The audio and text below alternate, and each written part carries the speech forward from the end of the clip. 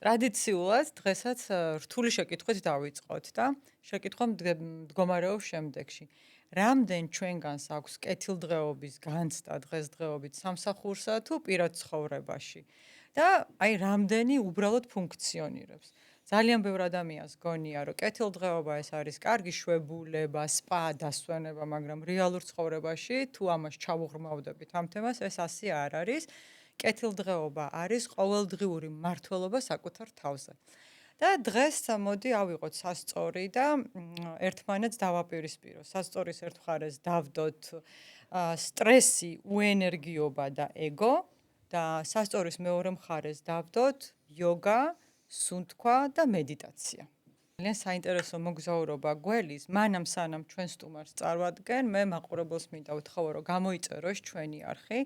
ეს ჩვენთვის ძალიან მნიშვნელოვანია, იმიტომ რომ გვეძლევა საშუალება მეტი ხარისხიანი და მნიშვნელოვანი პოდკასტი ჩავწეროთ და ისევ თქვენ მოგაწოდოთ გაცნობიერებისთვის, ინტერესის გასაღვივებლად და ასე შემდეგ.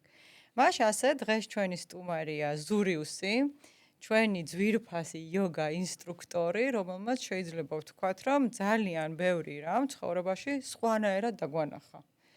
და აი სასწორი, რომელიც წეღარ ვახსენეთ, ხო? თითქოს რაღაცნაირად ბალანსდება უკვე ჩემი პირადი გამოცდილებიდან ასეა. ზურა, მოგესალმებით. ძალიან დიდი მადლობა რომ მოხვედი. მადლობა მოწვევისთვის. ძალიან მიხარია რომ აქ ხარ, იმიტომ რომ როგორც ნინომ აღნიშნა, ნამდვილად ბევრი რაღაცა სხვანაირად დამანახე და სხვანაირად გამაკეთებინე. შემეცვალა მიდგომები. ასეთი კითხვა მაქვს. ახლა ბევრი ადამიანი, მათ შორის მე უწინ, იოგას შეიძლება აღიქვამდეს როგორც ვარჯიშს, უბრალოდ ან ფიტნესს. მაგრამ ჩვენ კი ვიცით ახლა, რომ მას უფრო ღრმა მიზნები აქვს. რა არის ის საბოლოო მიზანი და ის წერტილი, რომლისკენაც იოგას მივყევართ, შენი აზრით?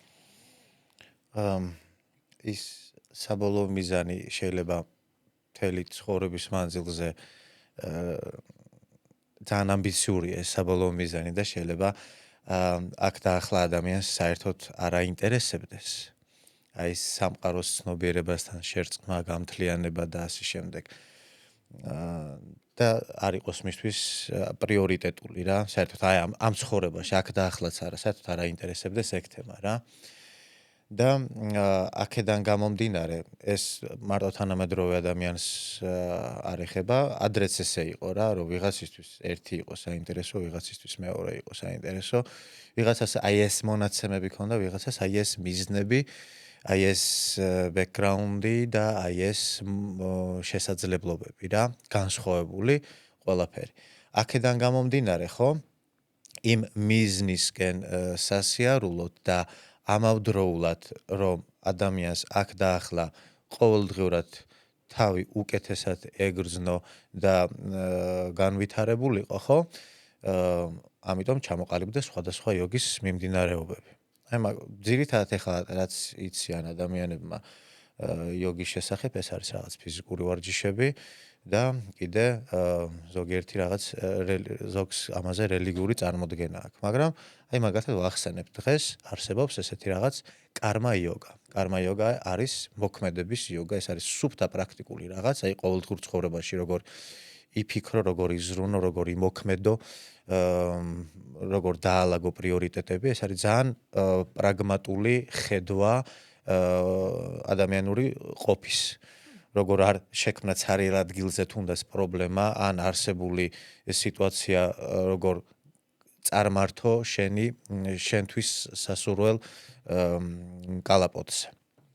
აი ესეთი რაღაცა კარმა იოგა. არსებობს კიდე რაჯა იოგა მაგალითად. რაჯა იოგა იგივე სამეფო იოგა, ხო? აქ არის ბევრი მენტალური სავარჯიშოები რა. გონებას ანვითარებს, პიროვნების სიძლიერეს ანვითარებს. ეს იყო თავის დროზე. ის იოგის სახეობა, ფილოსოფია თავისი პრაქტიკული სავარჯიშოებით, რომლებიც იყო მაგალითად გენერლებისთვის, მეომრებისთვის, ლიდერებისთვის იგივე სახელმწიფო მოხელეებისთვის და მეთაურებისთვის რა. მეფეთა იოგა, ასე ვთქვათ, სამეფო იოგა. და არის მაგალითად ჯნანი იოგა. იგივე სიბრძნის იოგა. აქაც არის ფილოსოფია და თუმცა ეს არ არის უბრალოდ რაღაცა ფილოსოფია, ეს არის ადამიანს ასწავლის მსჯელობას. ადამიანს ასწავლის აზროვნებას, გონების სტრუქტურაზე, ფაქტობრივად ეს არის ძველი ვედური ფსიქოლოგია. და აზროვნების ლოგიკის ხელოვნება არის რა. და არის კიდე ისეთი იოგა, რომელიც არის მაგალითად არიან ადამიანები, რომელსაც არ აინტერესებს არც ეს ლიდერობა და არც ეს ინტელექტუალური ლაბირინთები და არიან ადამიანები, რომელსაც უნდა რომ თავი მიუძღვნან მსახურებას, ღმერთს და სულს, ხო? საკუთარ სულზე უნდა ზრუნვა. ამისთვის არსებობს მაგალითად იგივე ბჰაქტი იოგა, სადაც აი ესეთ მაღალ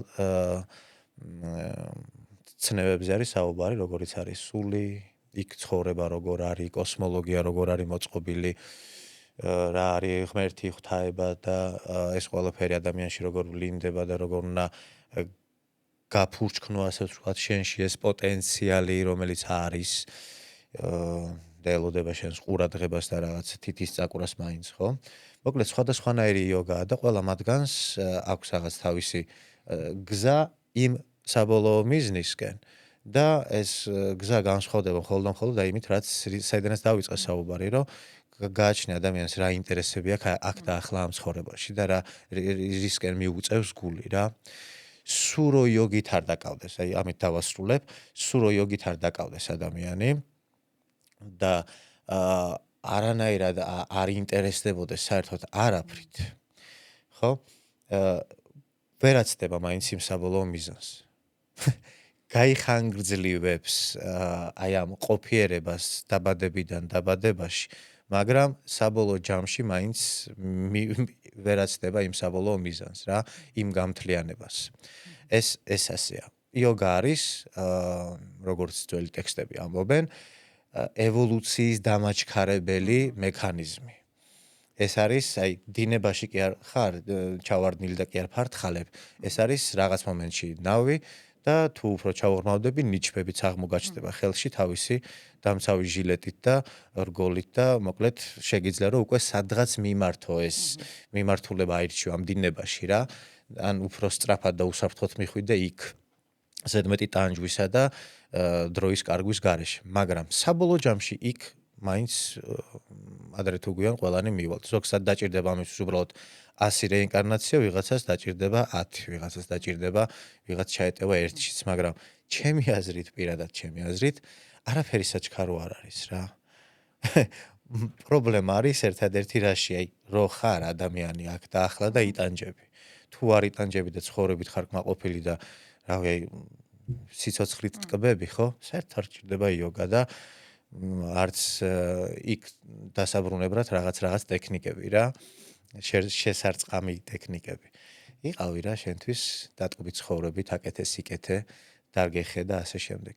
და ვისაც უნდა რომ ასე ვთქვათ, ცნობიერების ევოლუცია დააჩქაროს და იქ ჰოპ და მალე მოხვდეს, კიდევ ერთხელ ვერაცდება, კი ბატონო, არსებობს სხვადასხვა ტიპის იოგური მიმდინარეობები.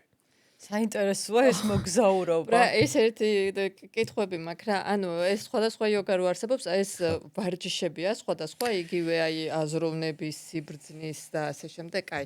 და კიდე ერთი კითხვა, აი თუ ადამიანს უნდა რომ არ გაცადე პასუხი თავს მიქნევდი კიო და თუ ადამიანს უნდა აი ეს სული აღმოაჩინოს და აი ღმერთი და ასე შემდეგ, ანუ სულერთია რა რელიგიის არის, ანუ მე შეიძლება ვიყო მართლმადიდებელი ქრისტიანი, მაგრამ ღმერთის, ანუ თავარია სიკეთე იყოს ჩემი мотиваცია და წესიერი ცხოვრება, ხო? ანუ აქვს მნიშვნელობა რა რელიგიის ვარ ამ შემთხვევაში?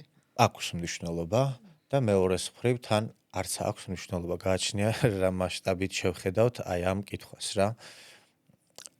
მე ვიტყოდი ასე. ერთი და იგივე ცოდნა ვიღაცისთვის არის სასარგებლო, ვიღაცისთვის არის არასაინტერესო თუ ვიღაცისთვის არის დამაზიანებელი. აი მაგალითად ის ღრმა სულიერი რაღაც პრაქტიკები, მედიტაციური პრაქტიკები ვიღაცისთვის არ არის ეს უბრალოდ. აი არ ჭირდება მას ამ ცხოვრებაში, არ არის მისი ცნობიერება ამ შესაბამისად მომზადებული და მომწიფებული, რომ რაღაც ცოდნები მიიღოს. დღეს ყველანაირი ცოდნა არის ძალიან მარტივად მისაღები, ხელმისაწვდომი და ადამიანი რა თქმა უნდა მიედმოედება და ინტერესდება რა, მაგრამ ადრე რა როგორ იყო, რომ მიხვიდოდი ოსტატთან და ოსტატი გხედავდა. ესე შენს არს ხედავდა და აქედან გამომდინარე გეტყოდა რომ აი შენ ეზოდა გავე 2 თვე და მე კიდე რაღაცებზე ვისაუბრებთ რა და ძალიან დოზირებულად გაკურდებოდა და გაძლევდა ინფორმაციას, პრაქტიკას და ყველაფერ ამ გზას გადიოდი ასე ვთქვათ ზედამხედველობის ქვეშ და დღეს ვხედავთ რას რომ ადამიანი ყველანაირი ინფორმაციას იღებს, 1000-ნაირი პრაქტიკით გავდება, გაუაზრებლად დადის ბევრნაირი რითრითებზე და საბოლოო ჯამში ტვინი ერევა და შეიძლება უარესი შედეგი მიიღოს, ანუ ფსიქოლოგიური მდგრადობის და სიმყარის თვალსაზრისით, ვიდრე მანამდე იყო. მე ვიტყოდი ასე, რომ ნებისმიერი ინფორმაცია, ნებისმიერი პრაქტიკა, ხო, უნდა იყოს ჯობია ყველასთვის არ არის ეს აბსოლუტური რეკომენდაცია არ არის ჯობია რომ ცოდნე სპეციალისტისგან მიიღო ანუ თან იმ სპეციალისტს უნდა გააჩნდეს იმის ხედვის გრძნობის უნარი რომ გითხრას რომ შენ ამას თავი გაანებე ამ თემას საერთოდ ნუეხები რაც შეეხება ხა შენ კითხვას თაკო ხო ზოგიერთი ჯობია რომ იყოს მართლმადიდებელი აი მართლმადიდებლურ კონცეფციებში და რიტუალებში იცხოვროს. მისთვის ეს არის საკმარისი და სამყოფი.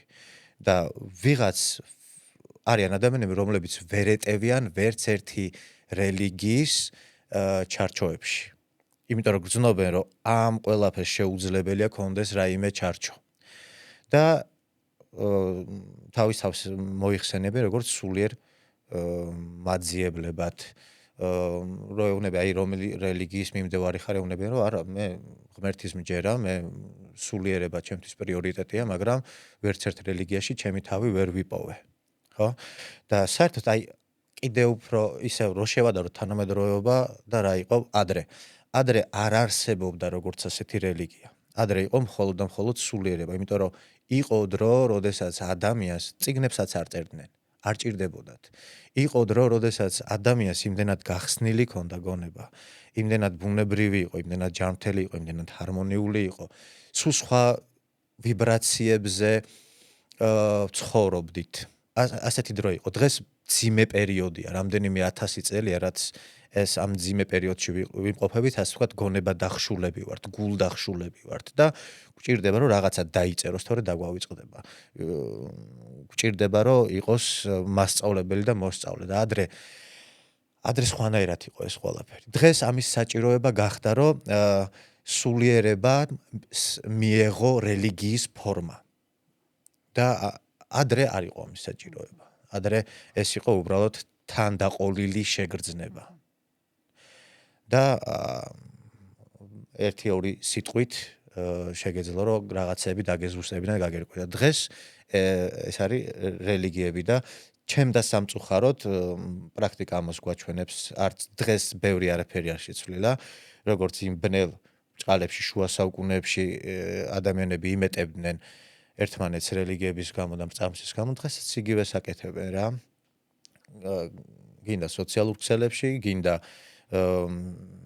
პირისპირ და გინდა ქვეყნების მასშტაბებში რა დღესაც იგივე ხდება და რთულია იმის თქმა რელიგიებს უფრო მეტი სიკეთე მოაქვთ თუ მეტი სიბოროტე მოდით ჩვენ ახლა ასეთი რაკურსით წავიდეთ, რადგან სასწორზე დავდეთ, ხო, ეს ეგო სტრესი და აქეთ იოგა, სუნთქვა და მედიტაცია. აი ესეთი დასკვნები თუ შეგვიძლია გამოვიტანოთ, რომ აი ეს ყველაფერი ჩვენ იმისათვის გვჭირდება, რომ მოვახდინოთ თვითრეალიზაცია. ასეთი სუნთქვითი ვარჯიშები, მედიტაციები, იოგას ტექნიკურ პრაქტიკული ვარჯიშები. რამდენად ემსახურება ეს კიდევ აი შინაგანად ადამიანის გათავისუფლებას, ხო? აი ტყვეობით წარმოიდგინე, რომ გამოყავ ხარ ტყვეობიდან, როდესაც მილიონნაირი ფიქრი გიტევს. რამდენად სასარგებლოა ესეთი ტიპის მიდგომები და კიდევ რამდენად გვეხმარება ის, რასაც ჩვენ გვასწავლი და ერთად ვაკეთებთ ხოლმე, რომ ამ ყველაფერში ბალანსი ვიპოვოთ. რომ ეს ქაოტური თემა რაღაცნაირად დავალაგოთ და გამოვიდეთ ქაოსიდან მეტად გაცნობიერებულები, ეგოსგან გათავისუფლებულები და უფრო თვითრეალიზაციაზე და სიკეთისკენ მიმავალები. ეხლა შენახენე სიტყვა ბალანსი. პრობლემა არის აი ამ ბალანსის არქონაში. იგივე რო ავიღოთ ეგო, სტრესი და ქაოსი, ხო? რაღაც დოზით ეს ყველაფერი არსებობს და არსებობს იმიტომ რომ საჭირო იყო. საჭიროებამ შექმნა ეს ყველაფერი. უფრო მეც გეტყვით, სტრესი სასიცოცხლოდ მნიშვნელოვანია ადამიანისთვის. იდეალური სასათბურე პირობები რო შეუქმნა ადამიანს, ერთ-ორ თაობაში გადაგვარდება, გადაშენდება და გამრავლების ფუნქციასაც კი დაკარგავს რა. ეს პოზიტიური სტრესი, რომელიც გვეხმარება გადარჩენაში, განვითარებაში და ამასობაში ბევრ კარგ რაღაცას ვსწავლობთ. კი, სტრესი არის იმდენად აუცილებელი, რომ ადამიანმა ყველა თავის პრობლემა, რეალურად არსებული პრობლემები რო გადალახოს, მოაგვაროს, დაალაგოს, ასე დაჯდება და რაღაცას მოიფიქრებს. ანუ არ არსებულზე ინერვიულებს. ის რომ შენ ნერვიულობ, ის რომ შენ რაღაცას განიცდი, ის რომ შენ რაღაცის გეშინე, ის რომ შენ აგრესიული ხდები, ეს არის სიცოცხლის ნაწილი, შენი ბუნებრიობის ნაწილი, შენს გენეტიკურ კოდშია ჩადებული.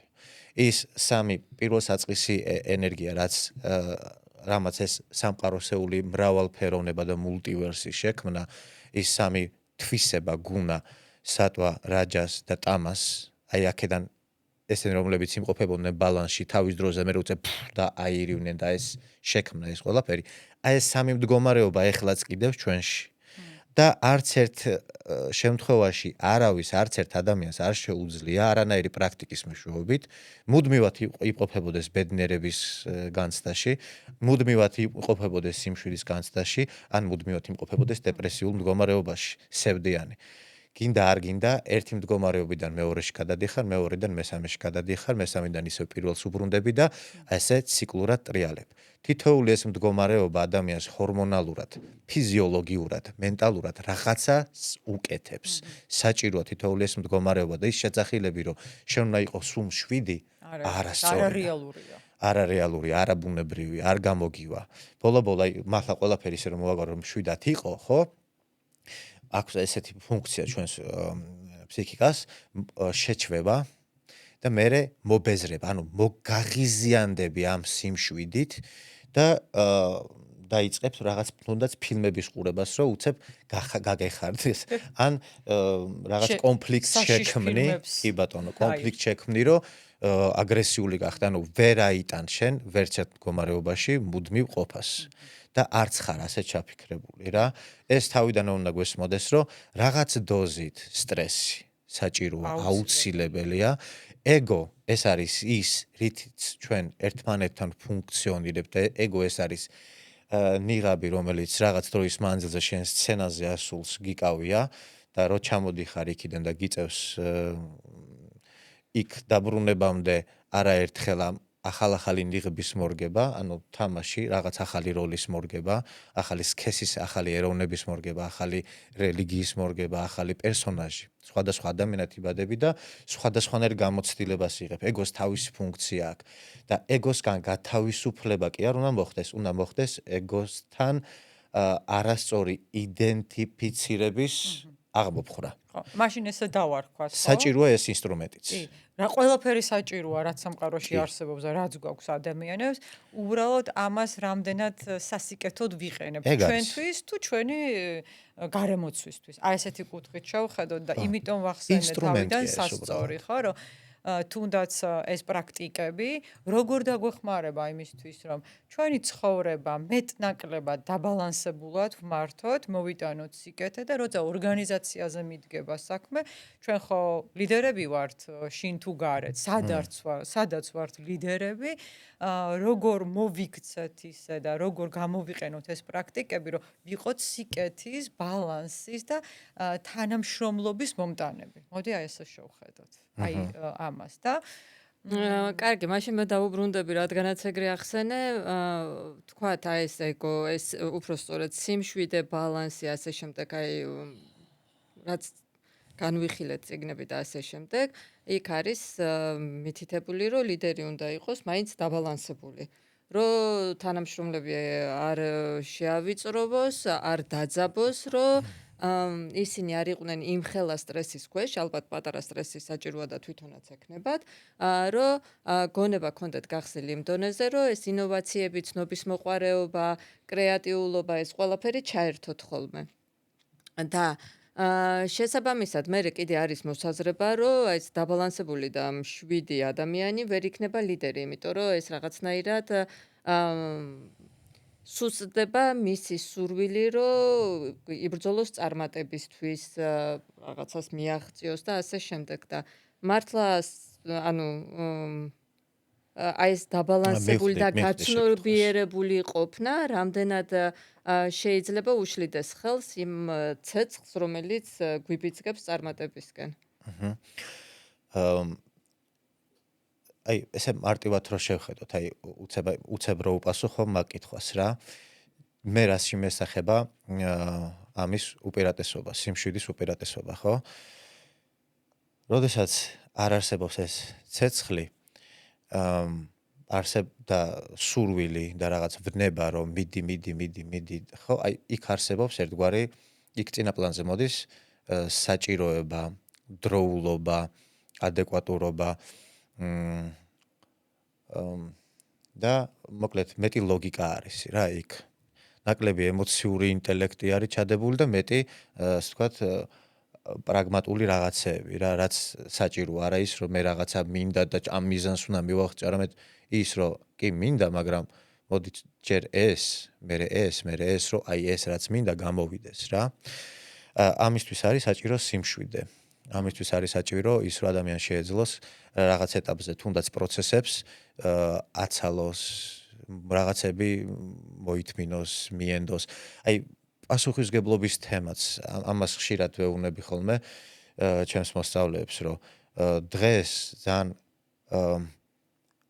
ადამიანებს ძალიან აქეზებენ და საბოლოო ჯამში მე ფსიქიკას ურყევენ და თავდაჯერებულობას უკარგავენ იმ ფრაზით, რომ აი ყველაფერი შენი ნება და ყველაფერი შენი არჩევანია და რამეზე რო აიღე პასუხისგებლობას თუ ბოლომდე არ მიიყვანე და ისე არ გააკეთე როგორც საჭიროა, რომ რაღაც პრობლემა შენშია, ეს ყველაფერი არის ისეთივე ტყუილი და ჩემი აზრით პოპულიზირებული ტყუილი, როგორც არის ის, რომ სუბედნიერი უნდა იყო ან სუმშვიდი. და ის, რომ აგრესია ტეხავს და არ ეკადრება ადამიანს რა. პასუხისგებლობა რო თქვათ აი რა არის. პასუხისგებლობის აღება შეგვიძლია მხოლოდ და მხოლოდ ისეთ რაღაცაზე, რაც მხოლოდ და მხოლოდ ჩემს ხელთაა. მე შემიძლია რომ ეს გავაკეთო. ეს ერთი და მეორე რაც ბოლომდე მესმის. თუ მე ბოლომდე არ ვიცი ის თემა, თუ მე ბოლომდე არ ვარ იმ თემაში ჩახედული, გაცნობიერებული, თუ აი საკუთარი ხუთი თითივით არ ვიცი, ხო? იმაზე პასუხისგებლობას ვერ ავიღებ სრულს ყოველ შემთხვევაში, ხო და აი რო დაუკვირდეს ადამიანი, აი რაზე შეგვიძლია ჩვენ ავიღოთ ჩვენი პირადი პასუხისგებლობა, მაგალითად, საზოგადოებას და გუნდზე რო არ ვილაპარაკოთ და ლიდერულ ჭრილშიც რო არ ვილაპარაკოთ, აი რაზე შემიძლია მე ავიღო პასუხისგებლობა ჩემ თავზე. დილით რა ხასიათზე გავიღვიძებ, არ ვიცი. არ ვიცი, წელი მექნება გაშეშებული თუ კისერი. ხო? არ ვიცი, საერთოდ გავიღვიძებ თუ არ გავიღვიძებ. გზაზე მინდა გადასვლა, მაგრამ ანუ მარტო ჩემი პასუხისგებლობა არ არის, რომ იმ გზაზე უსაფრთხოდ გადავალ, იმიტომ რომ ძალიან ბევრი ფაქტორი არის. სამყაროში, სადაც გამონაკლისის გარეშე, ყველა და ყველაფერი უხსოვარი დროიდან მუდმივად ურთიერთგანპირობებულ კავშირში იმყოფება, მე აქ უცებ თავი წამოყო და თქვა, რომ მხოლოდ ჩემი პასუხისგებლობა ეს რო კარგია, კარგად ვქენი, ან ეს რო ცუდად ვქენი, ან ეს არჩევანი რო გავაკეთე, ეს არის თავის მოტყუება. ეს არის ის, რომ შენ რეალობას ვერ აღიფო. არჩევანი, ნებისმიერი არჩევანი არის ყოველთვის განპირობებული. არანაირი პასუხისგებლობა, თუნდაც ჩემს ხასიათთან დაკავშირებით არ არის მხოლოდ ჩემი პასუხისმგებლობა. ჩემ ხასიათში ძალიან ბევრი ადამიანი, გარემო ფაქტორები, ამინდები და კიდე რაღაცეები იღებს უშუალო მონაწილეობას. და როდესაც ასე თქვა, თელი სამყარო არის ჩართული იმაში, რომ რაღაც ჩემს პასუხისმგებლობაში და ჩემს არჩევანში, რომ თქვა, რომ აი მე ვიზავ, ვერ, იქ არის საჭირო უკვე ნდობა. იქ არის საჭირო გარკვეულწილად მიმღებლობა. მე ვეცდები ჩემს საუკეთესოს, რაც შემიძლია გავაკეთებ, ვიქნები ყურადღებით, ვიქნები ის რაც საჭირო გავაკეთებ ერთი სიტყვით და აი ნახოთ. აი ესეთი ახლა მიდგომა მაგას სწორია. ვამბობ, რაც საჭიროა გავაკეთებ. მე ვეცდები, მე ამაზე ვიფიქრებ. ესეც ხო გარკვეულწილად პასუხისმგებლობაა, რომ მე ვიღებ პასუხისმგებლობას იმაზე, რომ რაც საჭიროა გავაკეთებ. ხო, და თან ამავდროულად უნდა ესმოდეს ადამიანს, რომ შეიძლება იმ საჭიროების, ასე ვთქვათ, აი ამხელა არის ეს მოცემულობა გესმის და აი ძალიან რთულია რომ ადამიანმა ყველაფერი აი ეს მოცემულობის მთელი სურათი დაინახოს. თან ეს სურათი დაინახა დღეს, მაგრამ ხვალ უკვე შეცვლილი არის. ხო და ამ პირობებში დღეს რაც საჭირო აქტუალურია, ხვალ შეიძლება უკვე მეორე ხარისხოვანი იყოს. დღეს აი ძალიან ცვალებად და არაპროგნოზირებად რაღაცებზე ვიღებთ ხოლმე ჩვენ რეალურად პასუხისმგებლობებს და ისეთ მიზნებს ვისახავთ, რომელიც ხვალ შეიძლება რომ საერთოდ აღარ იყოს აქტუალური რა და ეს უნდა ესმოდეს ნებისმიერ ადამიანს, რომ ცოცხალი პროცესი არის რა, ძალიან ცოცხალი პროცესი არის და აი ის რომ მე დავისახო რაღაც მიზნად, ესე გულში ცეცხლი მენთოდეს და აი ესე ვაწვებოდე რქებით ცხოვრებას, არასწორი მიდგომა არის რა. ეს შენ კითხვაზე თაკპასუხი რომ ძალიან აი წყალივით უნდა იყოს რა ადამიანი, ძალიან მოქნილი უნდა იყოს ადამიანი, ცოცხალი უნდა იყოს ადამიანი და ამ პროცესებში უნდა იყოს ასე ვთქვათ უშუალოდ ჩართული უდმივ რეჟიმში, რომ გააკეთოს ის რაც საჭიროა და ეს საჭიროება დაიჭიროს მომენტში, როდესაც გადაწყვეტილებას იღებს რა. და ეს ძალიან რთული არის.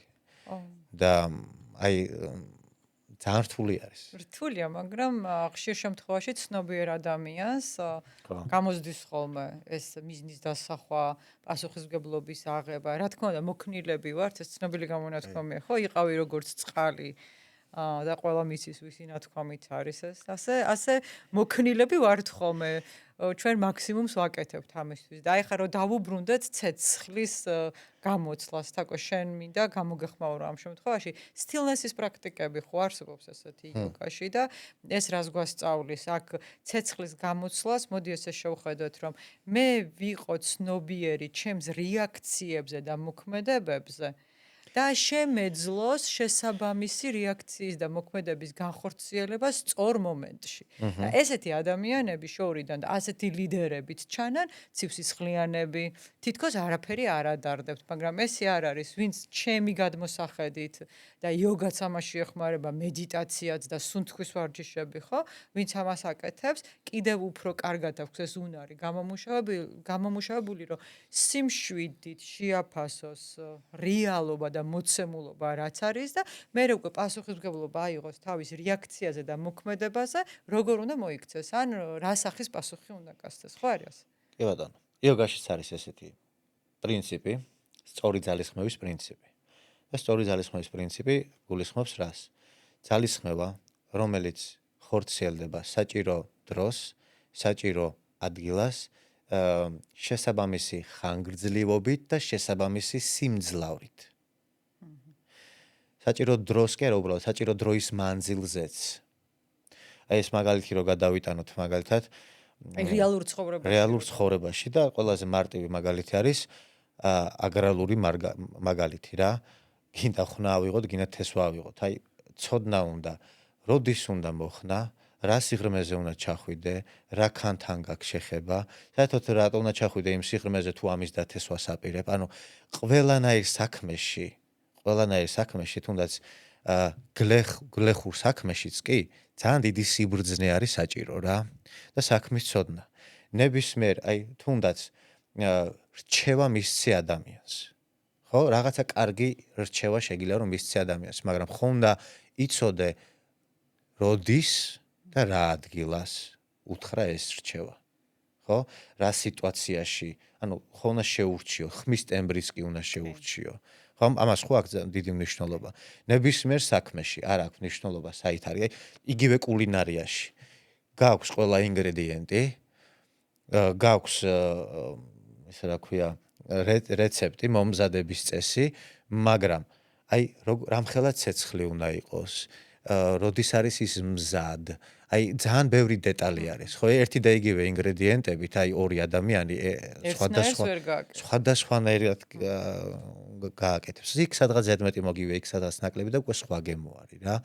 და აი ეგეთი კულინარია არის ცხოვრება. კულინარია ეს არის უბრალოდ ძალიან თვალსაჩინო მაგალითი და ყველაფერი რეალურად ჩვენს გარშემო ეს არის ძალიან კულინარია. კულინარიაში რო არ იყო შეგიძლია იყო, რა ვიცი, უბრალოდ აი ერბოკვერცხის დონეზე, ასე ვთქვათ, ან იყო შეფ-პოვარი, ხო? ეს არის საქმეში ჩახედულობის, ჩართულობის, განათლების და იმ მომენტში შენ როგორ ხედავ, როგორ გრძნობ აი იმ ინგრედიენტების ერთობლიობას, რა. აი ეს არის უკვე შეფ-პოვარის დონე და ყველაფერში რა, სადაც ლიდერს შეუძლია რომ უწევს უпроსტად ლიდერს რასთანაც შეხება უწევს, ყველა დონეზე ასეთი, ასე ვთქვათ, შეფ-პოვრის დონეზე იყოს, არის ძალიან რთული. რაღაცა ყველა ვარიანტში გამოუვა ერბოკვერცხის დონეზე.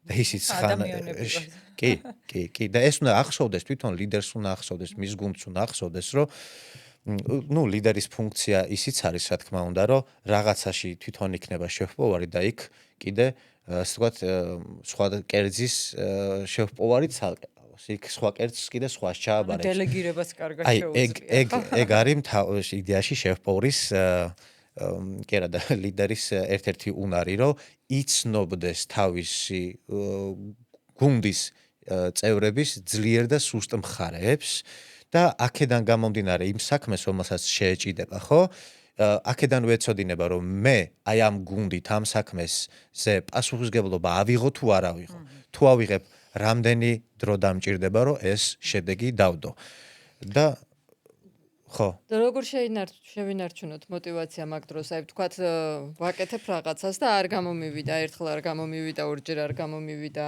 ან გუნდს არ გამოუვიდა არ ვიცი აი როგორ შევინარჩუნო მოტივაცია აუ მაგ კითხვას ერთს დავაშენებ რა თქო შენიშნება როგორ შევინარჩუნოთ ხო მოტივაცია და როგორ დაგვეხმარება ამაში შენი იოგური პრაქტიკები მედიტაციის პრაქტიკები და სუნთქვის პრაქტიკები ანუ ლიდერი რომელიც ამ ყველაფერს აკეთებს და ლიდერი რომელიც არ აკეთებს აი რა განსხვავება მე ვარ მოტივაციის მოწინააღმდეგე ჩემი აზრით მოტივაცია საქმის კეთებისას იგივე თუნდაც ვარჯიშის დროს არის ცუდი აი მაგალითად მოტივირებული ვარ რომ ვივარჯიშო ხო მე უცებ ცუდი ამინდია და ეს მოტივაცია ცოტა დაეცა მე იქ რაღაცა აღარ გამომივიდა და ცოტა მოტივაცია ისევ შემიმცირდა.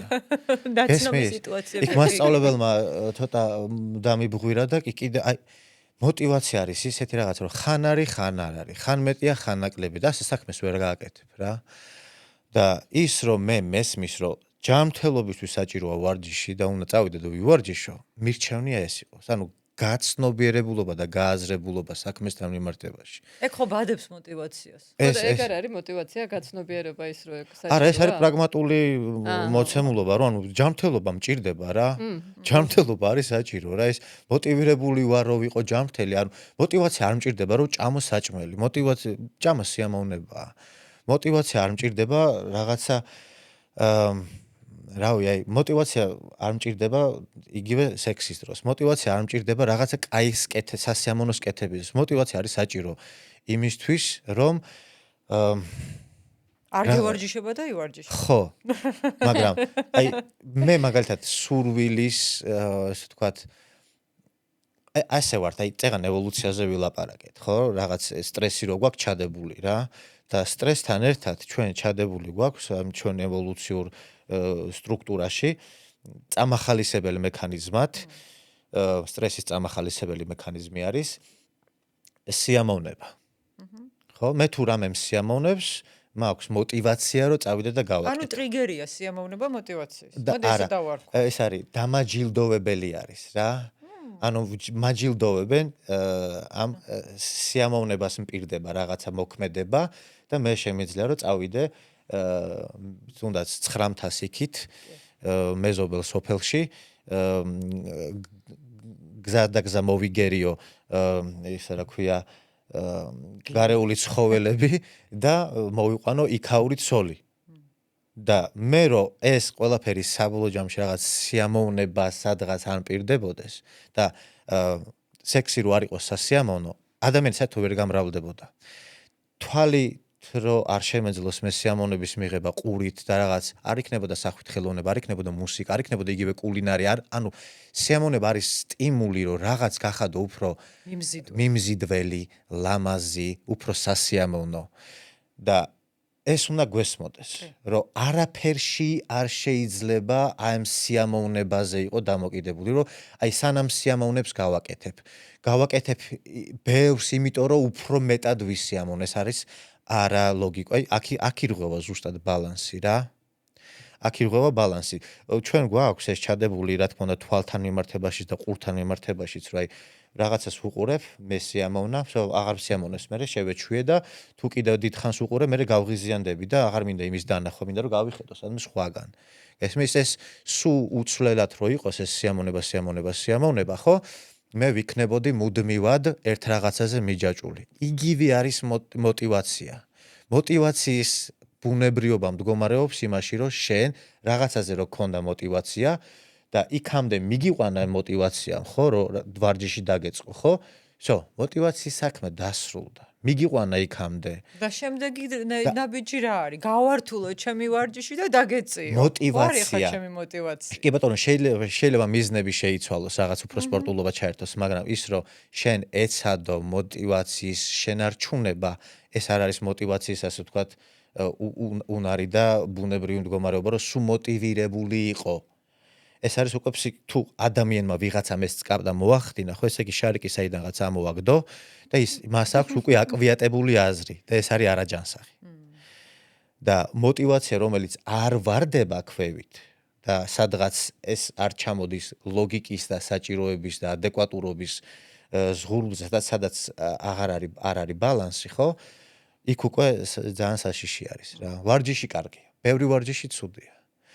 ხო, მუსიკა სასიამოვნო, ბევრი მუსიკა არა. ხმამაღალი მუსიკა, ხმადაბალი მუსიკა, ანუ გააჩნია რისთვის უსმენ, გააჩნია რას უსმენ. ანუ ყველაფერში არის ერთგვარი ზომიერება და ეს ზომიერებაც არ არის რაღაცნაირი მუდმივი ნიშნული, ეს ზომიერებაც იცვლება. აი იგივე ვარჯიშის ამპლიტუდა, მე ხო თქვენ გეუბნებით, უნდა იცოდეს სად არის დღეს შენი ზედმეტი, სად არის ნაკლები და აირჩიო ზომიერება.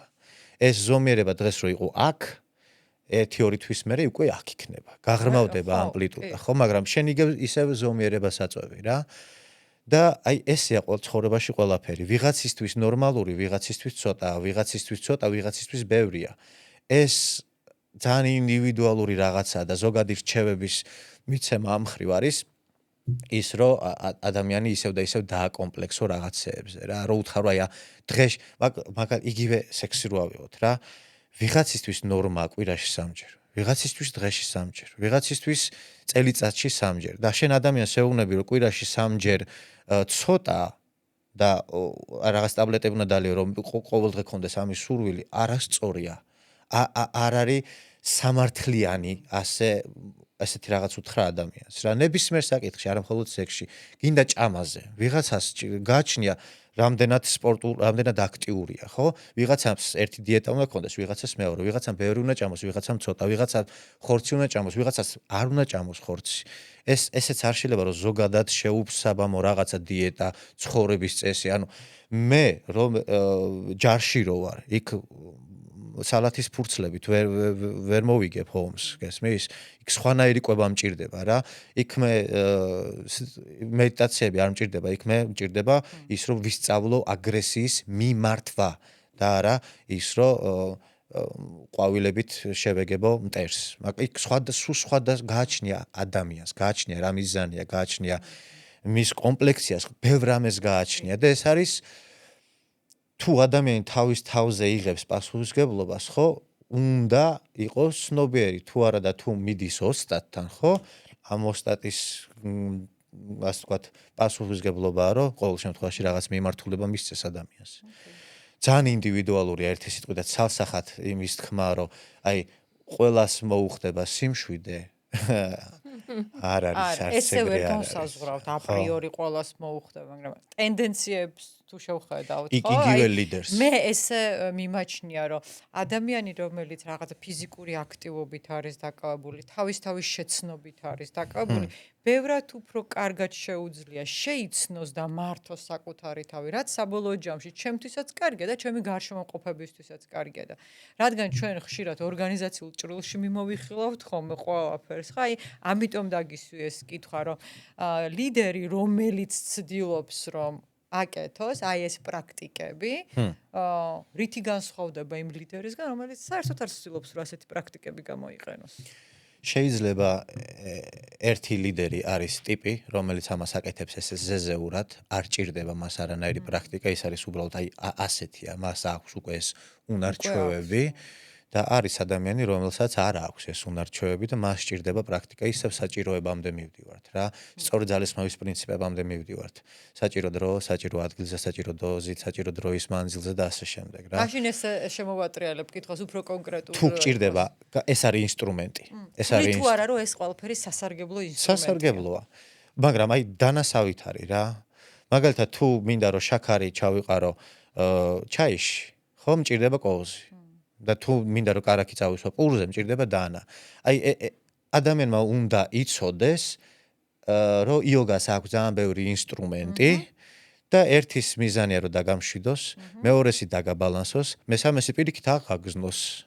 იგივე სუნთქვითი ვარჯიშები, ბევრნაირი სუნთქვითი ვარჯიშები, ერთი გამშვიდებს, მეორე გაბალანსებს, მესამე აგაგზნებს და სხვადასხვა მდგომარეობას, ანუ მიზანი არის რა, რომ შენ ისწავლო ამ ინსტრუმენტები საჭირო დროს, საჭირო ადგილზე, საჭირო დოზით გამოყენება რა. აი ეს უნდა შეგეძლოს, ანუ გარჩევა და გამოყენება უნდა შეგეძლოს. და როგორც ფარმაკოლოგიაში არის რა, რომ თავი რო გტკივა, მიდიხარ თავის ტკივილის წამალს სვავ და არა სიტყვაზე, მაგალითად, კუჭის ტკივილისას. ხო ეგრე არის რა.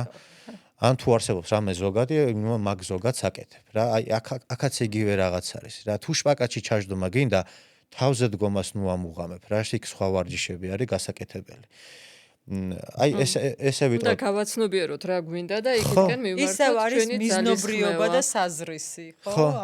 ისევ აქ მივდივართ, რომ პირველი არის ჩემი საზრისი, რატომ ვაკეთებ და მიზანი რისთვის ვაკეთებ. კი. და აი აქ мотиваცია რომ აი ის რო დგება თავზე, არ მე მინდა რომ თავზე დავდგე, იმიტომ რომ ბავშვობაში მინდა თავზე დგომა და ეს არის мотиваცია, რომელიც აი აკვიეტებულ აზრად გადაიქცა რა. და мотиваცია რომ აი დავიწყე მე იოგაზე მივედი, იმიტომ რომ თავზე დამდგარიყავი და იქ აღმოვაჩინე რომ თურმე თავზე დგომა არ არის აუცილებელი ჯანმრთელობისთვის და მომენტ სხვა რაღაცები უფრო აქტუალური და ხელმისაწვდომია და მოდი ჯერ იმებს გავაკეთებ. აი ეს უკვე არის აღიაზრი რა. და ის რომ მე შევინარჩუნო ეს мотиваცია და იმ იოგაზე იმიტომ დავდივარ რომ ვიდგე თავზე დავდგე ეს არის უკვე სასაცილო. და ცხოვრებაში ბევრი სიტუაცია სადაც ადამიანი ასეთი სასაცილო სიტუაციაში ამოყოფს ხოლმე თავს რა და შეჯერა რომ მან мотиваცია არ უნდა დაკარგოს და არა და რაღაცა უკვე აღარ არის აქტუალური და მანამდე სხვა აი მიზანი როგორი რაღაც არის ჩემთვის მაგალითად რა აი დავინახე იქ მიზანი აქედან იქ ეს მიზანი ძალიან მიმზიდველია და დავიწყე ამ მიზნისკენ სვლა მაგრამ იოგაშიც ასე მე მგონი ცხოვრებაშიც ასე არის კი ცხოვრებაშიც ასეა რომ მიზნის მიღწევა არ არის იმდენად ძვირფასი და საინტერესო რამდენადაც ეს გზა ხო მე თუ ამ გზაში აღმოვაჩინე რომ თურმე ეს ამ პერსპექტივიდან მარტო ეს ჩანდა და მე რომ აი შუა გზაზე რომ მივედი სხვა რაღაც დავინახე ბოლო გადავიფიქრე ან მივხვდი რაც არის ამოვიცანი არ არის აუცილებელი მივხვდე და დაასტუკო რომ მიზან დასახული იყო და რაღაცა კიდე რაღაც პიროვნულ თვისებებზე ისაუბრო თუ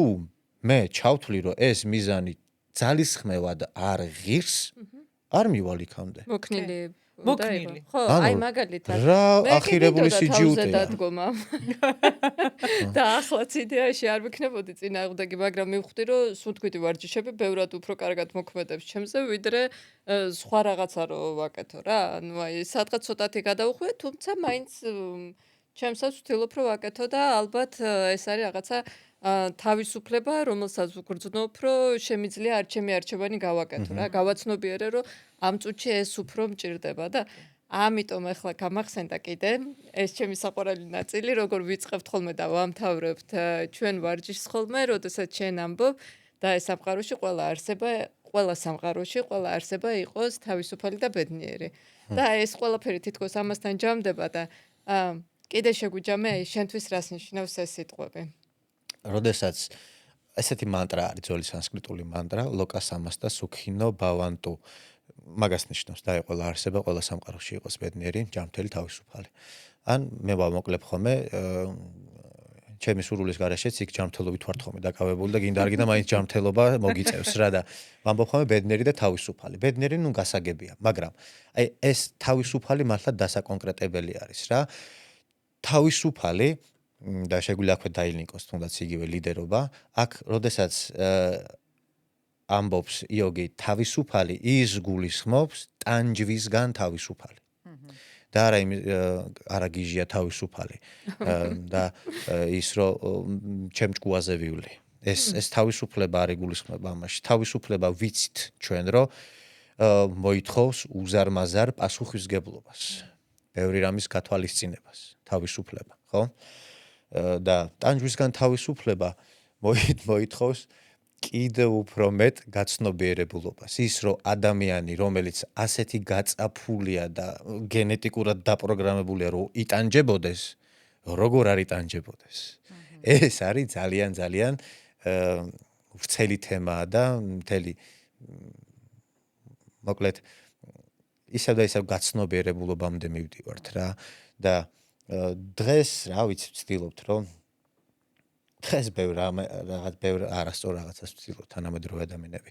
აი мотивациაზე იყო წეგან საუბარი, ჩვენ თემას რო არ გავცდეთ რა, თუმცა საინტერესო და საჭირო რაღაცებზე ვსაუბრობთ ჩემი აზრით, მაგრამ აი ნებისმიერ საკითხში იქნება ეს ლიდერობა, იქნება ეს პირადი, იქნება ეს სამსახურეობრივი, იქნება ეს საზოგადოებრივი, იქნება ეს ქვეყნის მასშტაბით თუ საერთაშორისო. ერთი და იგივე мотивация აქვს ნებისმიერ ადამიანს.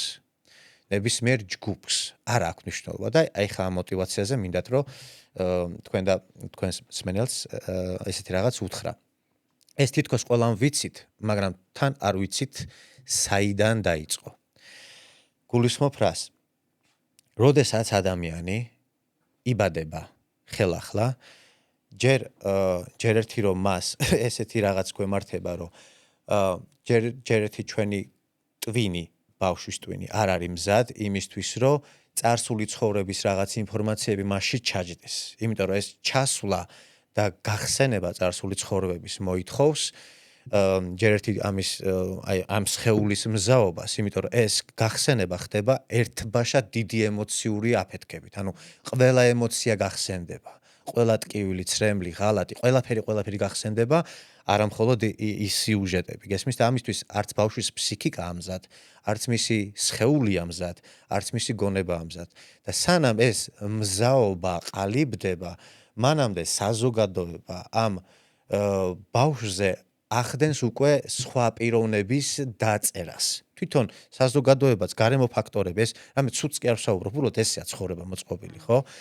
რომ ოჯახში იდეაში, იდეალურ ვარიანტში რა, ნორმალურ ვარიანტში, ოჯახში იბადება ბავშვი და მასზე მოქმედებს, რავი, და, ძმა, ბებია, ბაბუა, დედა, მამა, მერე, ბაღი, სკოლა, ასე ეს ყველაფერი და ყველა რაღაცას ასწავლის, ყველა რაღაცას დებს მასში, ასე ვთქვათ, აპროგრამებს და ანუ, როდესაც უკვე ადამიანი მზად არის იმისთვის, რომ გაიხსენოს, უკვე ასე ვთქვათ, გადაფარებულია ამაზე, ამ ცნობიერებაზე ახალი, ასე ვთქვათ, სახურავი რა, რომელზეც ვერ ახერხებს ის ძველი ინფორმაცია ჩასვლას. არა და სულ გვაქვს ის მოთხოვნა მიზიდულობის ძალა არსებობს, აი სულ ვიზიდავთ ამ ინფორმაციას და როგორც წესი რაღაცა გახსენებებით, რაღაცა აი რას ეძახიან ხოლმე ფლეშბექებით ხდება ხოლმე, რაღაცა თითქოს რაღაცა დეჟავიუებით ხდება, ზოგი რაღაც სიზმარში ხდება. ზოგი იქ წიგნიდან წაიკითხა, რომ ნენელა იღებ ამ ინფორმაციას. მაგრამ ამ ცხოვრებაში ხარ ახდება ამ ცხოვრებაში რა, რომ ბავშვობიდანვე იწყება ჩვენს ცნობიერებაზე პირველი ასე ვთქვათ წრეკოდის დატანება. წრეკოდი რატო ქვია მას? ნუ ჩვენ გვაქვს ესეთი ასოციაციური აზროვნება და როდესაც რაღაცაზე ვფიქრობთ, მაგალითად რძეზე თეთრი ფერი გვახსენდება, ხო? და თუ რძის მერე მე შენ გიხსენე მაცივარიც თეთრი წარმოდგება შენს ფანტაზიაში, არა და შეიძლება ნებისმიერი ფერი იყოს, ხო? და ძრო ხარ ასვავს, აი ეს არის ასოციაციური აზროვნება, რომ ისევ რძე გახსენდება და არა წყალი, მაგალითად. ესე მუშაობს ჩვენი გონება, არა და როდესაც ადამიანი დაიწყებს აი ამ ეხლა რაზეც ვსაუბრობ, ამაზე ფიქრს, ხო? ის ფიქრი აი 99.9% რომ წრეკოდის ფორმას მიიღებს. ამიტომაც ქვია ამას ოჯახური წრეკოდი და რა იგულისხმება აქ. ეს ოჯახური წრეკოდი ვიზუალიზაცია რომ მოვახდინოთ, ხო, გავს თურქულ ყავას რომ მოვადუღებენ და აი ამ ზედაპირზე რომ ყავის ბუშტუკები არის რა. თან როგორ არის ხომ დაჯგუფებული არა? ეს ბუშტუკები ზოგან უფრო დიდი ჯგუფი არის, ზოგან უფრო პატარაა. ეს ჯგუფები ერთმანეთთან ახლოს არის, ზოგიერთი რაღაც უფრო გარიყულია. აი დაახლოებით ეგეთ სტრუქტურას იღებს ჩვენს ცნობიერებაზე. აი ეს სოციალური წრეკოდი. ოღონდ ოჯახურიდან იწყება რა და ოჯახური წრეკოდი ქვია, იმიტომ რომ ეს წრეები არის ჩვენი ოჯახის წევრები რა. დედა, მამა, ეს წრეებად რო წარმოვიდგინო, ბებია, ბაბუა, დედმამიშვილები, ბიძაშვილები, ეს ნათესავები, რომლებიც გაგვაცნეს, ნენელა ამ ბუშტუკების ერთობლიობა სხვა პატარ-პატარა ბუშტუკები უერთდება. იქ შეიძლება ვიღაც გარდაიცვალოს, მე ისე იმას გიზავს ეს ბუშტუკა გასკდება, გაქრება. იქ ამ ბუშტუკებს შორის მოხდება რაღაც, ასე ვთქვათ, კონფლიქტი, ან სიტუაცია შეიცვლება, ეს ბუშტუკა ერთად რო იყო, აი ჩემს ცნობიერებაში უცებ გაირიყება, ცოტა გვერდზე გავა, დისტანცირდება და კიდე რას შვება ეს ბუშტუკი, ეს ოჯახური წრეკოდი კიდე რაზე მოქმედებს, იცი რომ აი სურო მშობლებმა ბავშვს არ დაანახონ კონფლიქტი, ხო? ბავშვში უკვე არსებობს რაღაც ასაკიდან ეს ოჯახური წრეკოდი და ამ შემადგენელი ნაწილაკებს შორის დედა და მამა, აი ეს ბუშტუკები ერთმანეთთან თუ კონფლიქტში იმყოფებიან, ხო? სულ ბავშვს არ დაანახონ. ის ამას გრძნობს. ის გრძნობს მის ცნობიერებაზე რაღაცა არაჯანსაღ ვიბრაციას, რაღაც ზეწოლას, უსაფრთხოების განცდა უქრება. რაღაცა აი იქაც კი ვიბრირებს. აი ეს არის უკვე ტელეპათიის დონეზე რა. მე და შენ რო მე და შენ არა, შენ და თაკო რო დამეგობრდით თავის დროზე, ხო? გააქვთ ეგეთი მეგობრების, ასე ვთქვათ, ბუშტუკების წრეკოდი უკვე. ოჯახურის გარდა იქ მეგობრული წრეკოდი ყალიბდება მერე. სიტყვის გარეშე რო ხვდებით ხოლმე ერთმანეთს რა გვჭირდება ერთმანეთისგან რა გვინდა. ესეთ და აი თაკომ შეიძლება არ დაგანახოს არანაირად, მაგრამ ანუ ვერ დაგიმალავს. აი ვერ დაგიმალავს, იმიტომ რომ თქვენი ცნობიერება უკვე აი ამ წრეკოდების ამბავში უკვე ძლიერ კავშირში არის. Huge. აი ეს არის იოგა, რაც თქვენ შორის არის ეს კავშირი. ხო და ამ ოჯახურ წრეკოდში უკვე ჯერ სანამ ბავშვი არის, რა, მე კიდე ბაღიც ემატება და სკოლაში და სამეგობრო და რაღაცები, მაგრამ ოჯახურ წრეკოდში არის მთავარი ბევრი ფსიქოლოგი ამიტომ უბრუნდება ხოლმე, აი ოჯახში რა ხდება და მაგით ოკექάμε ხოლმე ოჯახს, რომ იქ ხდება ნებისმიერი ადამიანისთვის ჯანსაღი ფსიქიკისთვის საჭირო პირველად მოთხოვნილებებზე და იმპულსებზე და საჭიროებებზე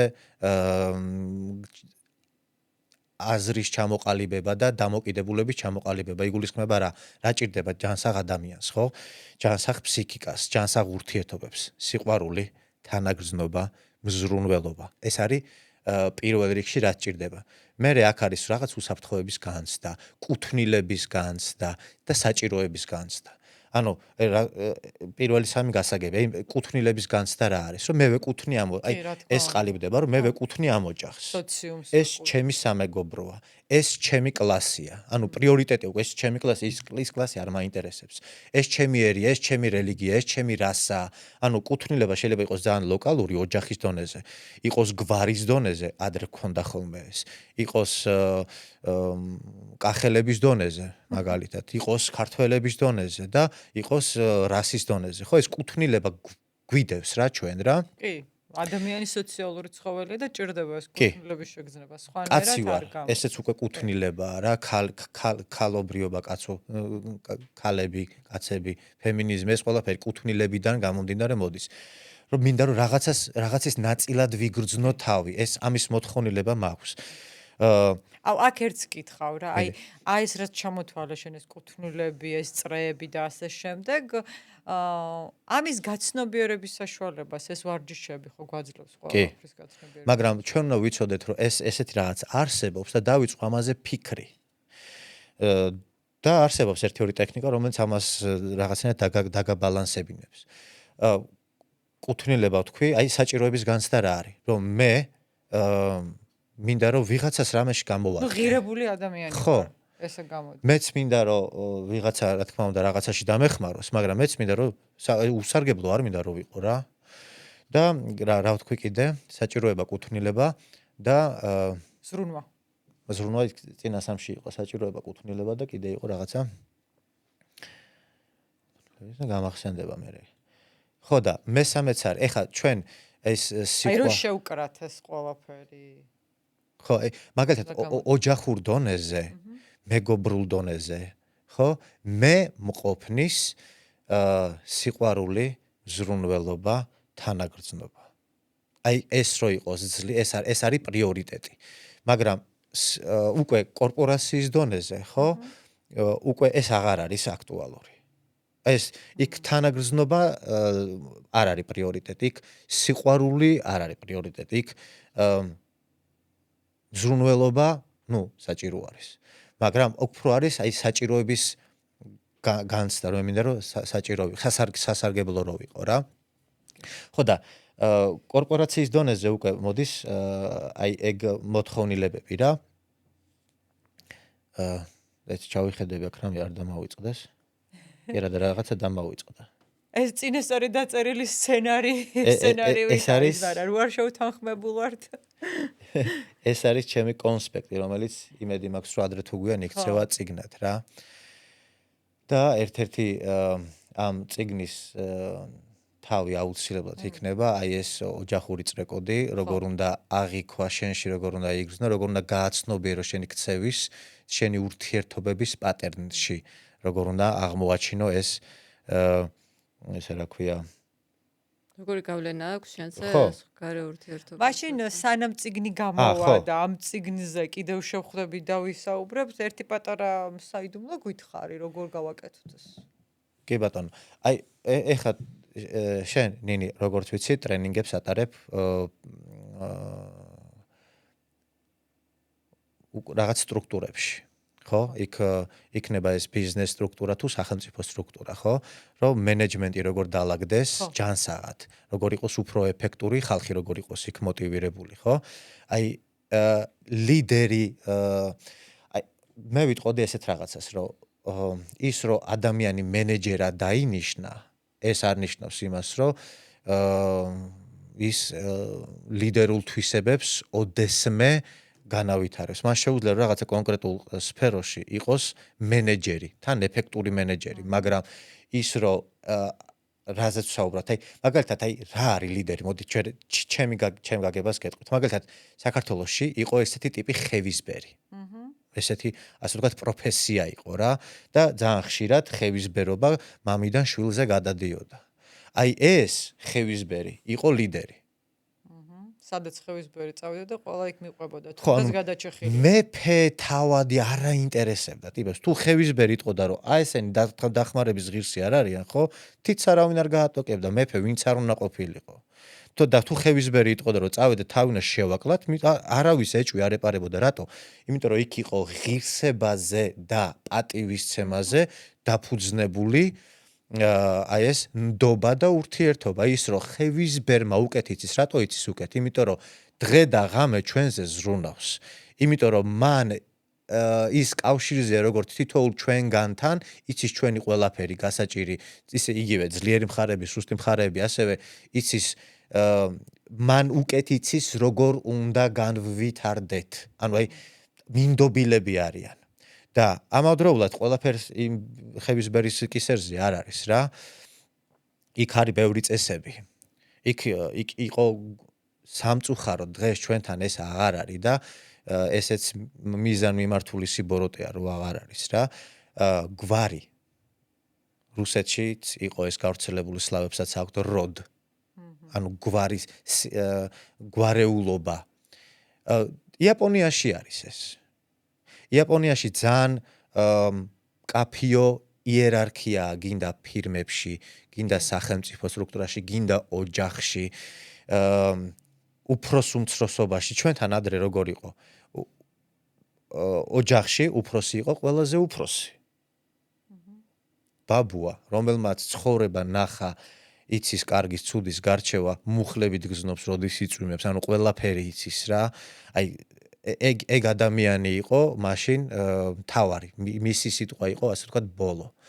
და დღეს ესეთ დამოკიდებულება არ არის. დღეს ადრე თუ იყო გვარი და ეს ოჯახში კი იყო, ეს უფროსი იყო, მაგრამ გვარი შედგებოდა ასეულობით ადამიანისგან და გვარს კიდე ცალკე უფროსი ყავდა.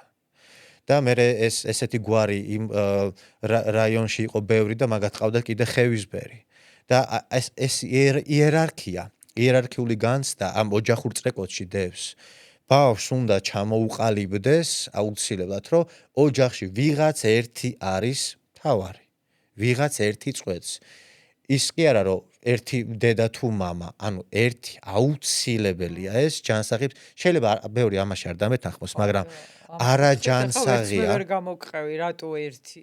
ერთი უნდა იყოს. ანუ თუ მისთვის ყოველ შემთხვევაში ერთი უნდა იყოს.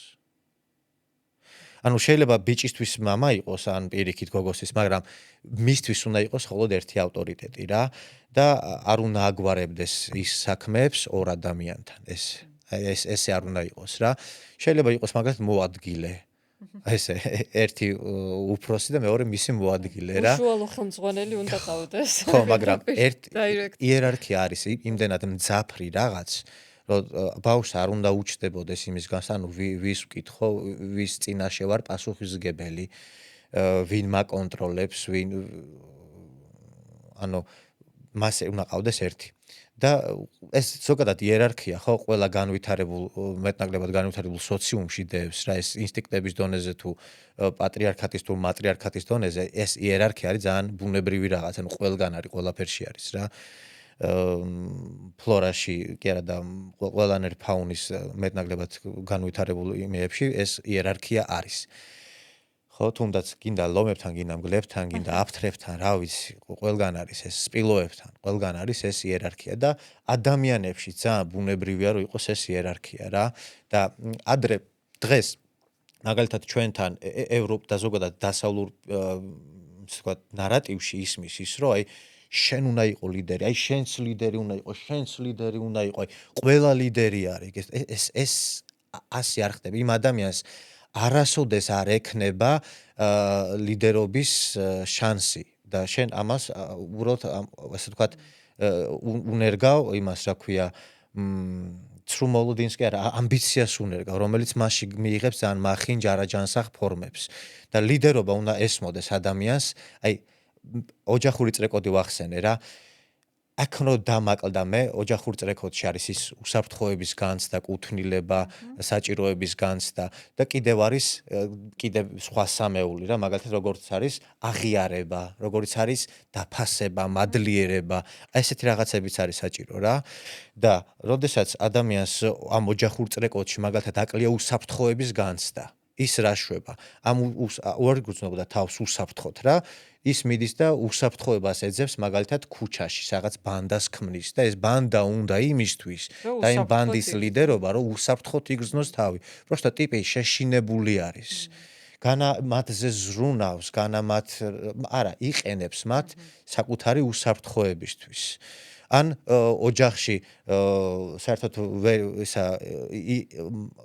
ამ იერარქიაში იჩაგრებოდა და ეხლა თვითონ უნდა რომ მოექცეს იერარქიის თავზე, რომ ვერავინ ვერ დაჩაგროს, ან სხვები დაჩაგროს, ანუ შურისძიება უნდა.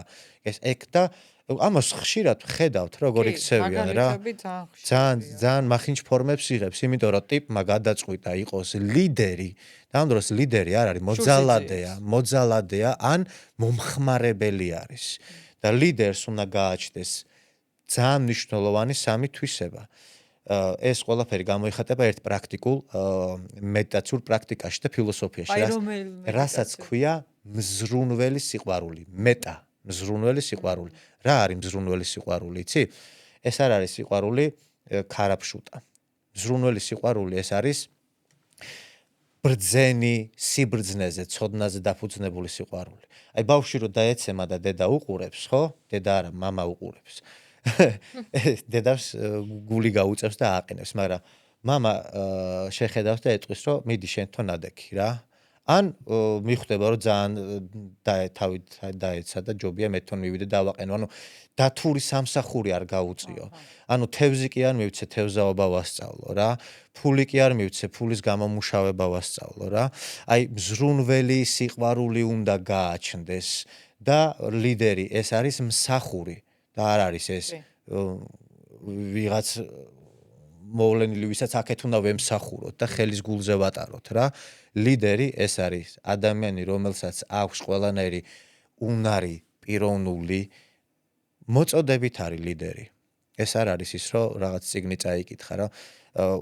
შეიძლება წიგნი წაიკითხოს, მაგრამ თავის თავზე ძალიან უნდა იმუშაოს, რომ აღმოაჩინოს რატომ უნდა ლიდერობა, რას ეძებს რეალურად რა უნდა. რომასთან მაინც არის დაკავშირებული. შეიძლება მე მაქვს მონაცემები, მაგრამ ამ მონაცემებსაც გაღვივება უნდა და შეიძლება ადამიანს უნდადეს ბოდიში გაწყვეტინებ აღიარების მოპოვება. აი უნდა რომ აღიარონ. მასლოუს პირამიდის ერთ-ერთი საფუძველი რომ მინდა რომ აღიარონ. ხო, მინდა რომ საჭირო ადამიანი ვიყო. ხო, ან მინდა რომ მადლიერებას აკლდა ოჯახურ წრეკოჩი ეს აღიარება და მადლიერება და იქეძებს ამ მადლიერებას და აღიარებას და მსახურება საერთოდ სხვა რამე არის. მზრუნველი სიყვარული საერთოდ სხვა რამე არის.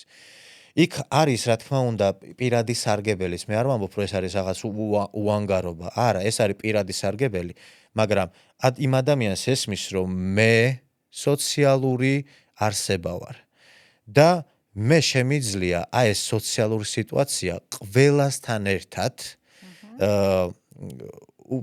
სოციალური მისია, ნებისმიერი სოციალური მისია გუნდურად, უფრო ეფექტურად, უფრო სწრაფად გადავჭრა და თუ მე მინდა რომ თან კაი ადამიანი ვიყო და არ მეშინოდეს დაცეზარების კი არა და ბრუტუსების, ხო? და ლახვარი ზურგში ჩაცემის.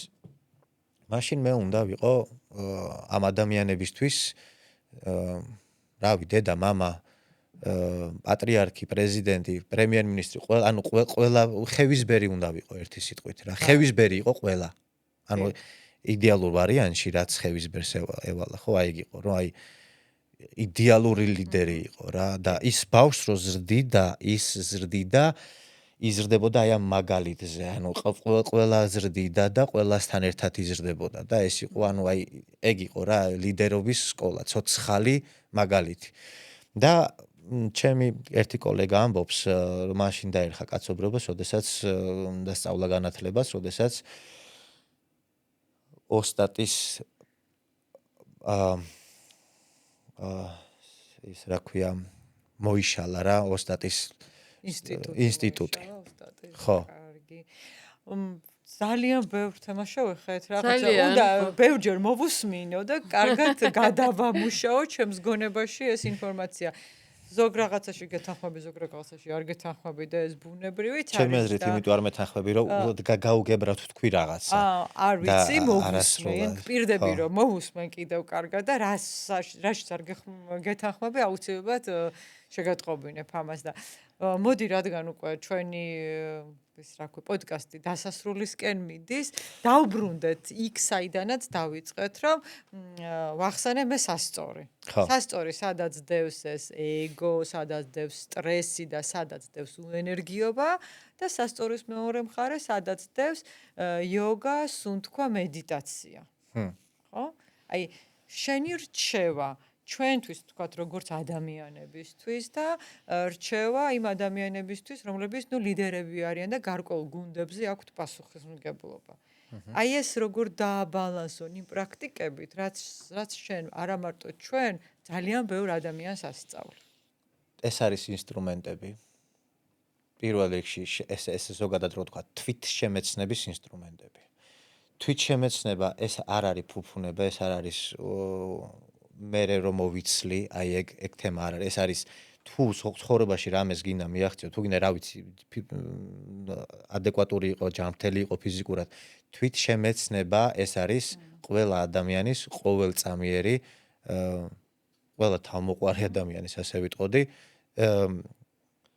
ვალდებულება რა, რომ თითოეული ცალკეული პრაქტიკა რო არ ავიღო, თითოეული ჩემი ქმედება, ჩემი ხელმოწერა, ჩემი გადაწყვეტილება ეს იყოს თვითშემეცნების და დასაფიქრებელი ამბავი, რომ მე თუნდაც თანამშრომელს რაღაც დავავალე, რა შეგრძნებით დავავალე, რა მიზანი მაქვს, ანუ რა შედეგს მოუტან იმას, ანუ რა ეს ჩემთვის რას ნიშნავს, აი ყველაფერი შეიძლება ადამიანმა გამოიყენოს თვითშემეცნებისთვის. რამე პატარა რომელიმე ვარჯიშს ვაკეთებთ ჩვენ თვითშემეცნების, რომ მოვდივართ ხოლმე გაჭიმულები რო ვართ კვირაში 3 ჯერ ჩვენს კლასში. სულ მცირე იმას ხო სწავლობთ, რომ თქვენს სხეულს იცნობთ შეგრძნებების და ფიზიკური შესაძლებლობების დონეზე. უკვე იცი რა შეგიძლია, რა არ შეგიძლია, სად გიჭირს, სად გილხინს, უკვე იცი შენი ემოციების მენეჯმენტისთვის საჭირო რაღაც მექანიზმები, ხო? რაღაც სადღაც იცი ბალანსის დაცვა, ის რომ სულ ჩემთან გესმის რა ზომიერება, ეს გადაგდის ჩვევაში, ეს უკვე კარგი არის. ჩვენი სუნთქვით ვარჯიშს გაკეთებინებთ და ეს ენერგიას გაძლევს. ენერგია გაძლევს სიმშვიდეს, იმიტომ რომ აღარ გიწევს ამ ენერგიის მიღება ჰორმონალური მექანიზმებით, მაგალითად, გაბრაზებით და აგრესიით ან შიშით. ხანდახან ჩვევა ჩვენი ფსიქიკა ეს რაღაცას, რომ თუ შეატყობს ორგანიზმი, რომ მაკლია ენერგია, ან ორი გზა აქვს რა, ან მადა უნდა გაგიზარდოს, რომ ბევრი კალორიები მიიღო, ან ნერვულად აღზნებული უნდა გაგხადოს, ან შეშინებული, ან აგრესიული, ან კიდე სხვა ხრივნებიანი, რომ რამენაირად შენში ეს ჰორმონების ფონზე მაინც ცოტა ენერგეტიკული ეს მოქცეს, რა ქვია, ბიძგი რა და როდესაც შენ ენერგია გააქვს, სუნთქვით მიღებული სუფთა სახით, შვიდად ხარ რა, ეს უკვე კაია. ხო? ანუ ჩვენ და იქ აკეთებ მე რელაქსაციას. და ამ რელაქსაციის დროს ეს ჩვენი ნაწილია ისე, რომ იცოდე რელაქსაცია. სწავლობ რას? უდარდელობას, უზრუნველობას, ნამდვილობას, ჩვეულებრივობას, ნდობას, მიმღებლობას, ცხოვრებით კბობას, აი აქ და ახლა რომ ხარ და რომ არ ეძებ შენს მისიას, საჭიროებას და კიდე რო არაფერს არ ამტკიცებ, არ ჩაკუთარ თავთან, არ სხვებთან, ამას სწავლობ. ეს ძალიან ბევრს ნიშნავს ადამიანისთვის. ნაღდი ხარ.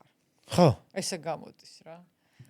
ხო და ასეთობა. აი ბუდა ამბობდა ესეთ რაღაცას, რომ ადამიანმა თავშესაფარი უნდა იპოვოს სამ რაღაცაში დასაწყისში რა.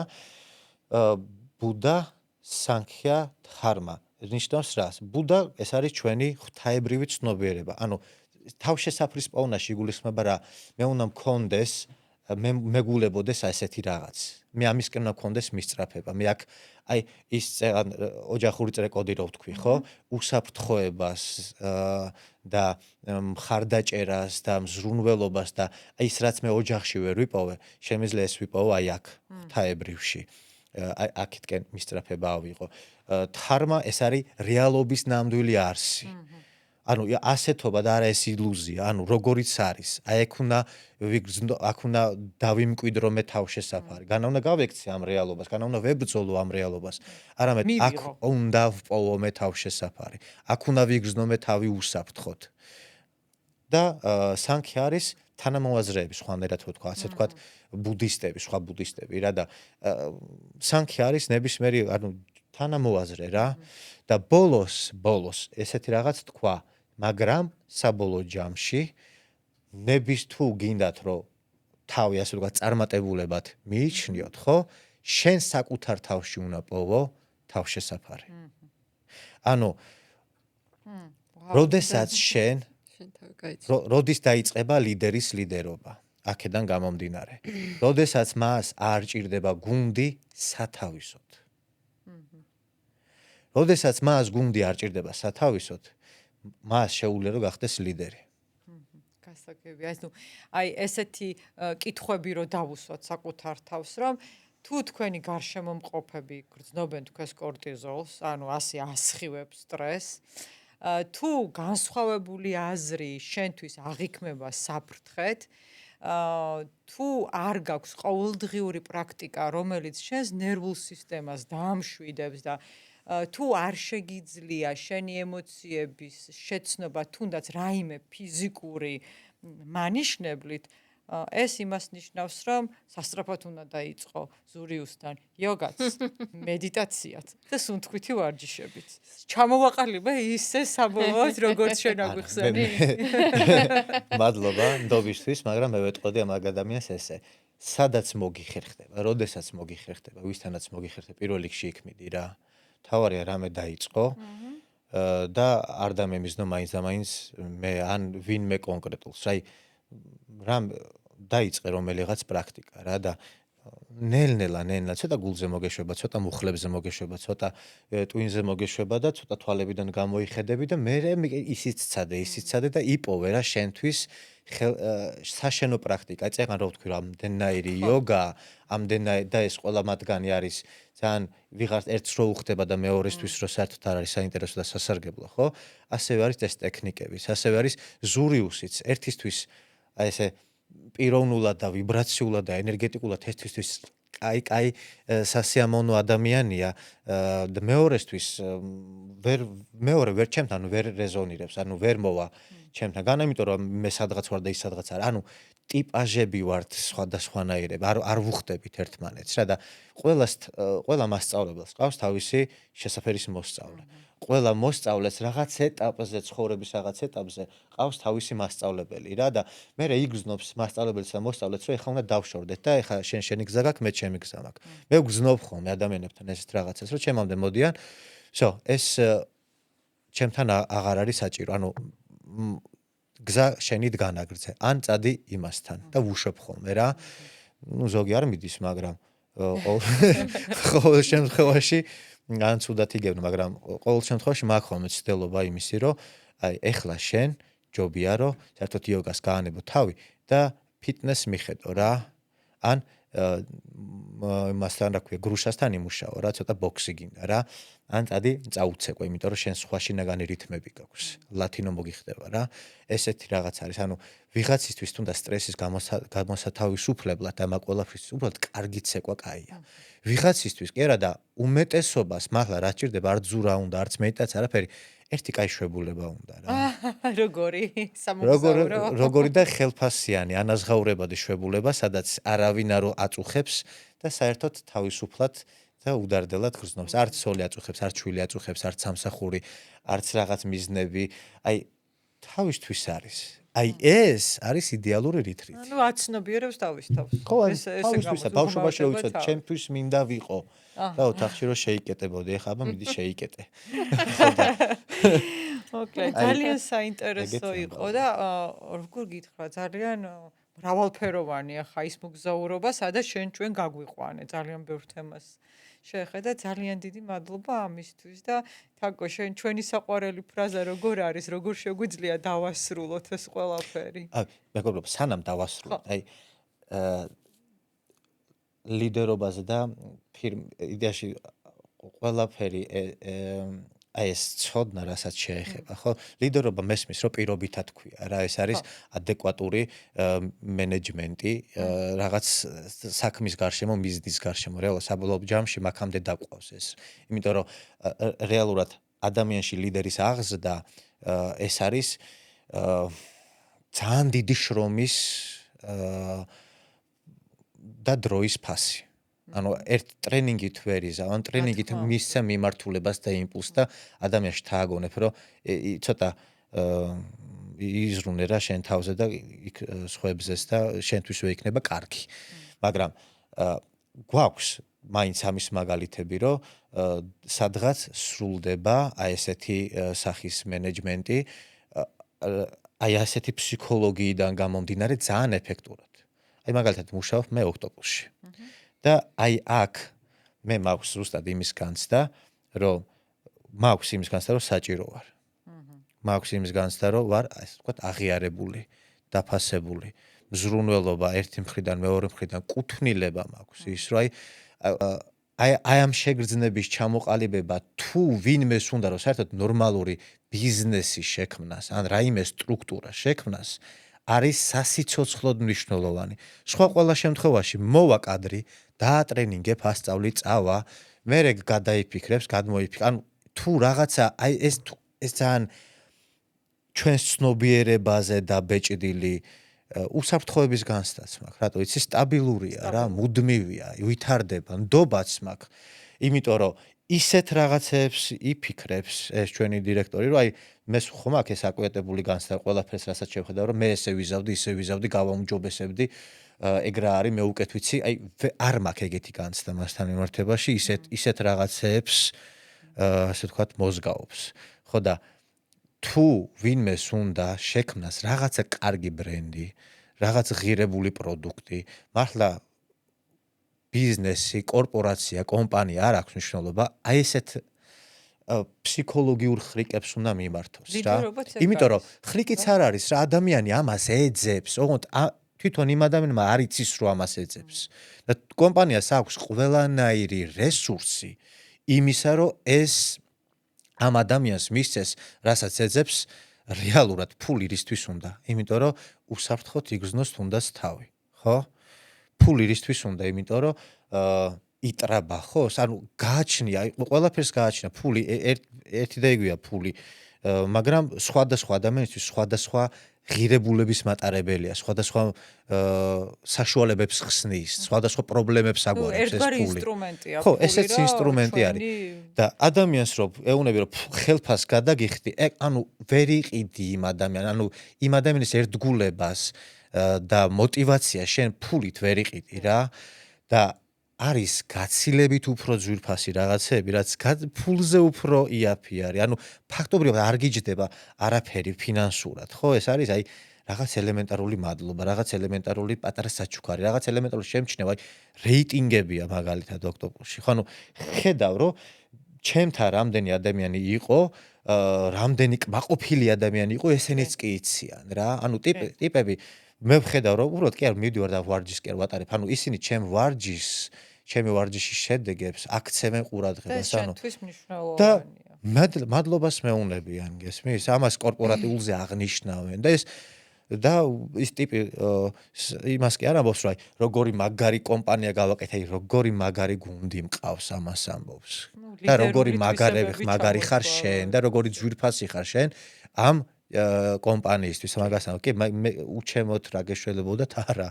ანუ ტიპს გიორგი ასათიანი, საერთოდ არ ახსენებს, არასდროს არ უხსენებია, არ წარმოუჩენია არანაირად თავი ლიდერად, მაგრამ ანუ ნდობა გვაქვს აბსოლუტური რა. ზუსტად ის არის. ჩემთვის ეს არის ძალიან კაი მაგალითი.